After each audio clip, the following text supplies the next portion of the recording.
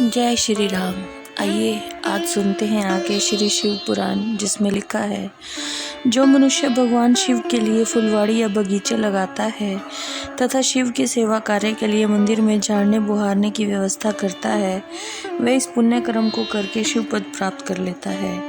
भगवान शिव के जो काशी आदि क्षेत्र हैं उसमें भक्ति पूर्वक नित्य निवास करे, वह जड़ चेतन सभी को भोग और मोक्ष देने वाला होता है।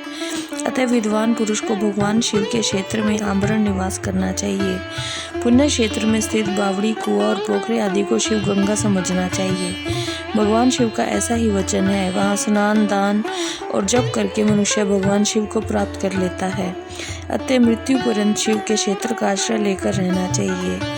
जो शिव के क्षेत्र में अपने किसी मृत संबंधी का दाह दशा, मासिक श्राद्ध, संपीड़ीकरण तथा वार्षिक श्राद्ध करता है, वह कभी भी शिव के क्षेत्र में अपने पितरों को पिंड दान देता है, वह तत्काल सब पापों से मुक्त हो जाता है और अंत में शिव पद पाता है। शिव के क्षेत्र में 7, 5, 3 या एक ही रात निवास कर लें। ऐसा करने से भी शिव पद की प्राप्ति होती है। इस लोक में अपने अपने वर्ण के अनुसार सदाचार का पालन करने से मनुष्य शिव पद को प्राप्त कर लेता है। वरना अनुकूल आचरण से तथा भक्ति भाव से वह अपने सत्कर्म का अतिशय फल पाता है। कामना पूर्वक किए हुए अपने कर्म के अभिष्ट फल को शीघ्र ही पा लेता है। निष्काम भाव से किया हुआ सारा कर्म साक्षात शिव पद की प्राप्ति करने वाला होता है।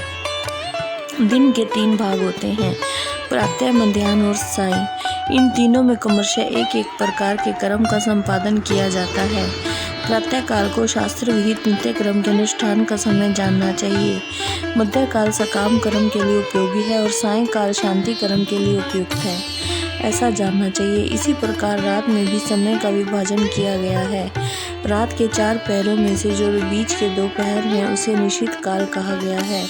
विशेषतः उसी काल में की हुई भगवान शिव की पूजा अभिष्ट फल को देने वाली होती है। ऐसा जानकर कर्म करने वाला मनुष्य यथोक्त फल का भागी होता है। विशेषतः कलयुग में कर्म से ही फल की सिद्धि होती है। अपने अपने अधिकार के अनुसार ऊपर कहे गए किसी भी कर्म के द्वारा शिव आराधना करने वाले पुरुष यदि सदाचारी है और पाप से डरता है तो वह उन कर्मों का पूरा फल प्राप्त कर लेता है। ऋषियों ने कहा, सूत जी, पुण्य क्षेत्र कौन कौन से हैं जिनका आश्रय लेकर सभी स्त्री पुरुष शिव पद प्राप्त कर लें, ऐसा हमें बताइए। जय श्री राम।